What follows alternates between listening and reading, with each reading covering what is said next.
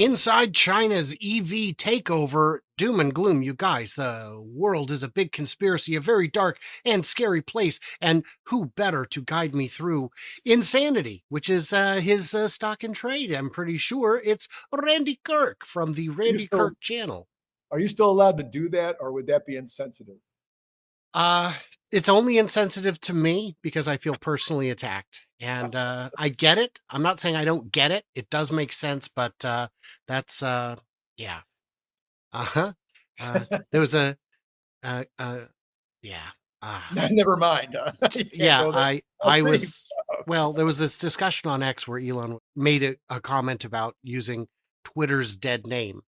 And then the person said, "Yeah, but didn't you just call it Twitter in this post?" And I said, "That's our word. We took it back. We can say it." Say it. But actually it was pointed out that no, what he purchased was Twitter. That's true.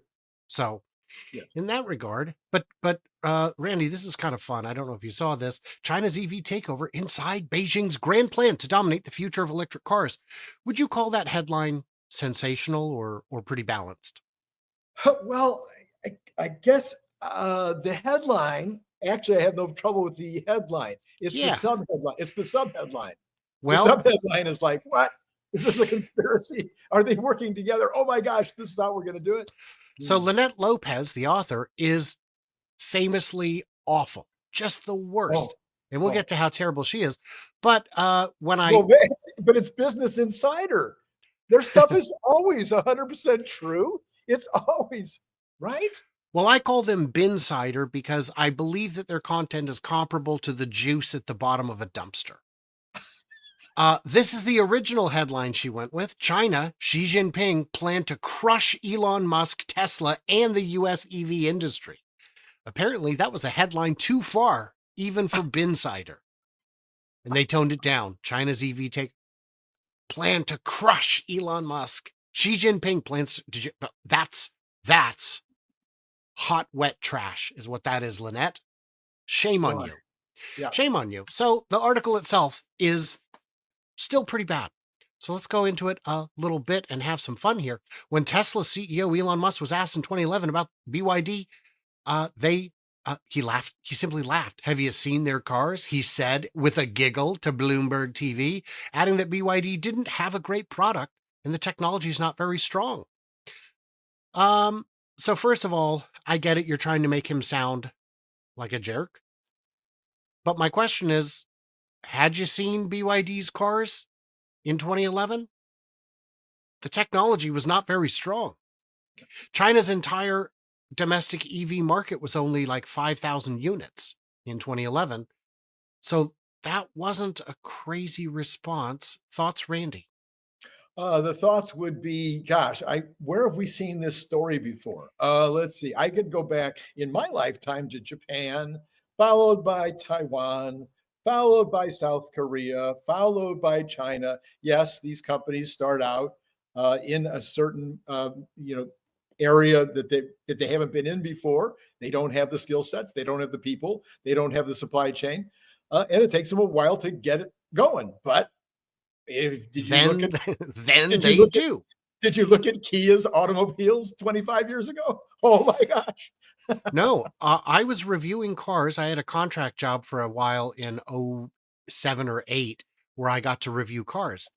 And my review of the Kia Spectra was, when did Kia get good? Because it was a good car. And this is 15 years ago. It was the correct response at the time.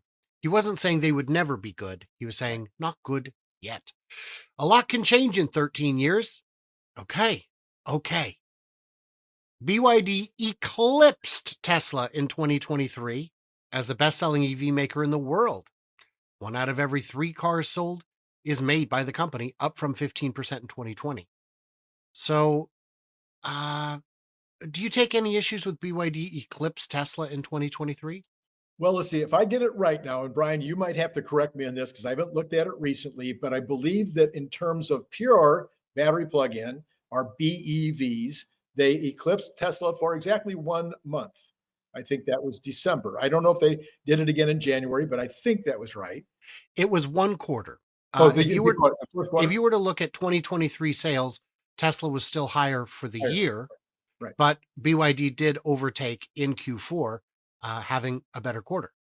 I Right. don't think that was a fluke. I think they will continue to grow, and become, at least for now, the best-selling EV maker in the world for a time. Uh, but In unit volume. unit volumes, Right. certainly not in profit, certainly Right. not in dollars, Dollars. uh, Yeah. but units still count. Every car BYD sells that is pure electric is one fewer dyno burners on the road, and I am okay with that. And so is Elon. And I can remember the early days of Apple when everybody was talking about Samsung selling so many more units than Apple. And Apple was over 100% of the total profits for the industry at the time. over 100%, yeah. Over 100%. And Apple is still over 50%, even though they're now what? They had gotten down to about 10% market share, but I hear their market share is recovering because the young folks just love the Apple Yeah.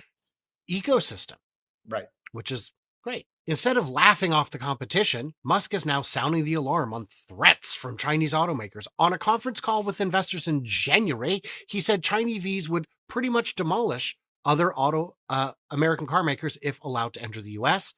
America's biggest car companies have also started to recognize that they must figure out how to make electric cars cheap as soon as possible before China eats their lunch. So this seems like, yeah, I think that's a correct take. Do you think Oh yeah, China? I think if BYD had the capacity, and they don't right now, they would have to dramatically increase their capacity. And I think that kind of goes across all of the brands that are out there. There's not enough capacity really to export the kind of numbers that would make a difference yet. But if they were allowed in the U.S. and they were able to get the credit, the $7,500 credit, when I say allowed, if there wasn't a penalty in terms of an import duty, as well as the problem of not having the $7,500 credit, they would be extremely competitive. And yes, it would further destroy the opportunities that General Motors and Ford and Stellantis don't even seem to want to take. Well, and remember that while there are a lot of people say, well, there are no Chinese EVs in the US, I bet you can name a couple. Yes, you've caught me flat-footed though, because didn't know you were going there, and so my brain just It's froze. it's Volvo and Polestar. Oh, okay, Volvo, Yeah, Polestar, Volvo and Polestar are the made Chinese in folks, China. right? And they're good cars, but they're not particularly cheap cars. And they don't qualify for the credit unless you lease them. If you're looking to lease a car, you can get a Polestar or a Volvo with that discount, but you'll see that they're not super cost competitive at that point. Because even though China is able to make cheaper cars, by the time you make them to US standards and ship them, there's costs at for all of that. And Western consumers demand a certain level of quality. And these, 10,000, 15, 20, even $20,000 cars you see in China are not to a standard, even if we were allowed to purchase them, that we would necessarily want to purchase them. And that's part of the problem. But all of this is being addressed and we're getting through it. With the likes of Tesla, GM, and Ford are rolling out a handful of high-priced luxury EV models, Chinese companies are already offering a slew of options across a range of price points. Would you agree that Tesla only makes high-end luxury models? Well, yes and no. Clearly, a $35,000 Model 3 has allowed Tesla to get into a much more uh, a much more approachable level. If people want to lease it, they can get it for, I think it's 259 now. And if you subtract the $150 a month for gas and maintenance, the car is getting darn near free. So yes, I think that Tesla is finally in a range where if people knew about it, if they knew what the price was, if they knew what they could lease it for, I think that you don't have to come down very much more to get a big percentage of the population. Agree completely. Beijing is already planning to work around trade barriers to get these cars sold around the world, including in the US. I think that's loaded language. I think that's a bit unfair. Uh, we wrote these treaties with our partners, and if a Chinese company wants to Is it working around these barriers when Hyundai builds a plant in Georgia or South Or Carolina? Mexico, or Mexico. Well, Mexico people would say, when you and I made the video discussing the factories in Mexico, there were a lot of comments saying they need to shut this loophole. They need to close it Oh, right now. There oh. were a lot of very protectionist notions in the comments, and a lot of comments there were too. And that was a great video. Thanks for hanging out with me on that. There was a crazy thought that it was going to be that there was some way to shut it down. This is part of the plan. Mexico is despite what you may hear in some redneck bars, Mexico is a very close ally of ours. They work with us very closely on a lot of things, and we are neighbors and friends. Having And factories. second, and our second biggest trading partner after Canada, right? If China isn't the second biggest, then Mexico would definitely be. But a Yeah. lot of goods cross that border. Most cotton in the world is grown in the U.S. and purchased by Mexico. That was a weird sound effect to have for that. For that. So Randy's notifications are still on, I guess. No, only that one, which I haven't been able to find out how to get rid of it. There I must be a got you. way. By the way, in the comments, BYD has decided to call themselves Build Your Dreams, which I think is a terrible backronym. Maybe you guys in the comments, what does BYD stand for? What should they have called it? Funny answers are welcome, but serious ones too. BYD, bring your dinner. I don't know. Bring your It's yeah, it's like BYOB, but you got to bring the whole meal. It's a beat your dad. potluck. Beat Yeah, your it's dad. I don't know. beat your dad. All right. So let's get back to this. Okay. And again, I'm saying Beijing is trying to work around trade barrier. Well, I mean, the No. companies are trying to work around trade barriers. Uh, Beijing's job isn't to work around trade barriers. Beijing's job is to figure out the best way to support their is to remove trade barriers. That's their Right. job. And they have done so by establishing, for example, the Transpacific Partnership, which allows them to sell Chinese-made cars in places like Mexico. And BYD's got better options. Want a $10,000 car? Try the BYD Seagull, which, by the way, when you export it, is no longer 10,000. 10,000. Yes. Want something more luxurious? Chery, another Chinese automaker, launched a sexy EV sports car with scissor doors called the iCar for 21 to 58,000. And it is a beautiful car. Remains to be seen if supercar buyers will agree or if it'll just water down the idea of supercars entirely. Don't know. China's ability to expand its suite of offerings comes down to cost. Of course, the US has higher labor costs, but China's also taking great pains. China has taken great pains to supply the EV supply chain. China has, or companies in, because again, China is a country, but BYD is a company, and it's the companies that are securing the EV supply chain. I do believe. Okay, so the only place I'll give them a little bit of leeway here is that there's no question that China is more of a top-down. It's a communist country where they are way more involved in what the country is going to make. They make long-term plans to be number one in solar, long-term plans to be number one in robots now, long-term plans to be number one in lithium battery production. So, they've made these long-term plans, and they do then go out and help companies with lots and lots, sometimes own the companies, other times just supply a lot of the capital or a lot of incentives in order to get that done. So yes, to that extent, there is clearly from the top down a desire for China to be the leading country rather in anyway in the BEV space. Yeah. Legacy car makers are still searching around the world to source the raw materials and parts they need, a project the Chinese government has been working on for over a decade. Guys, China's been selling parts forever. And now that LFP batteries are a real thing, the minerals needed to make them are a lot easier to get. In fact, many of these companies are selling their products to American firms. Did you know, Randy, that Chinese companies sell products to American firms? Because that's not new either. Well, let's see. Yeah. If I remember right, just this morning, I put in an order for another $8,000 worth of my bicycle tire liners that I still sell on Amazon. Guess where they're going to come from? The moon. Ah, China. I was so close. Yes. I was so close. And Tesla buys batteries from BYD, for example. Is that a good Yes. example? Yes. Because And Tesla from buys CATL, batteries from and from everybody. CATL, and from Samsung, and from, yeah. I don't know if they're buying Samsung batteries right now, but they buy them from LG, from Panasonic, from CATL, from anyone who's got good batteries for sale. I'm not sure that's a mic drop. There's no telling how this will shake out. Sure, Chinese EV makers are lean and mean, but they've never had to deal with international markets before. Beijing is used to dealing with foreign brands entering its market, not the other way around. For most of China's rise, it has operated in a cooperative world. Now it's operating in a world where its most important trading partners no longer trust Beijing. When did the international markets trust Beijing?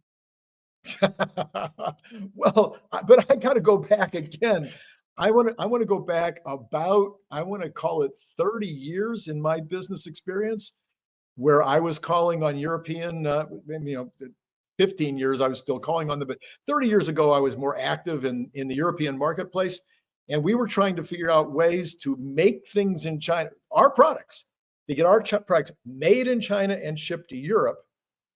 Okay, that was 30 years ago. So no, this is not new. China and Europe have had a huge amount of trade going on, I think, before Jesus. Yes, silk, spices, all kinds of good Yes, stuff. yes. Yeah, this is not new. Um, so I don't know, man. And by the way, this is I will probably throw this link in the description. Omars Catalog. Omar did a great this is a very long story. Taking Lynette Lopez down a peg because she's not great. She was the one, and I had mistakenly defended her. She was the one saying that the mud field in Shanghai is just that. It's a boondoggle. It's not real. It's just a bunch of mud.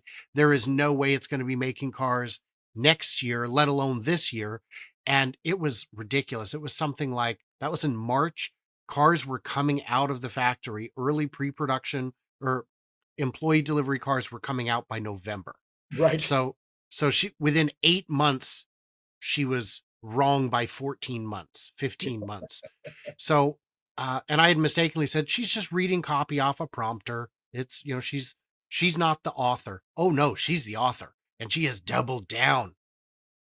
Randy, I'd like to get a job where I can be wrong all day, professionally wrong, and face no professional consequences, continue to get hired at place after place, and just, I mean, and this is the senior financial correspondent. Oh, Yeah. good gravy. What must the junior ones be like? Who knows? Maybe they actually do research and read. Well, this is a related subject because we've been talking about China and Mexico. So the governor of Mexico, the governor of the Nuevo Leon. yes, he said the other day that they'll be starting to shovel dirt down there to start the factory March 3rd. Is that Well, what you're hearing? yes. Well, that's what I'm hearing from the governor of the area, Okay, all but right. we have not heard anything from Tesla to confirm that. And this would not be the first time that they have been overly ambitious on their announcements. Uh, it'd be great if it happens. I'm not holding my breath. We'll have to wait and see, but it's clear that Tesla's appears poised to move forward at any time. So that would be how that works. Guys, in the comments, what do we miss? What do we misunderstand? Leave it. Tell us what BYD stands for. We got to know because I'm very curious. And everybody else, like, subscribe, do the usual things. Maybe head over to the old Randy Kirk channel there, see what he's up to. He might even have an interview or two with me that you haven't seen, or Good ones, 20 or really 30. good ones. Yeah. Really good ones. Actually, this week's ones were really good. We talked about the For a different change. manufacturers around the world and the hurdles they're facing. And we went really country by country, and we included a lot of companies that others aren't talking about. So that was a lot of fun. So like, subscribe, you know what you're doing. Hit the thummy thing in either direction and stay tuned, stay juicy. And I cannot wait to hear from you clever robots on the Flippity Flop.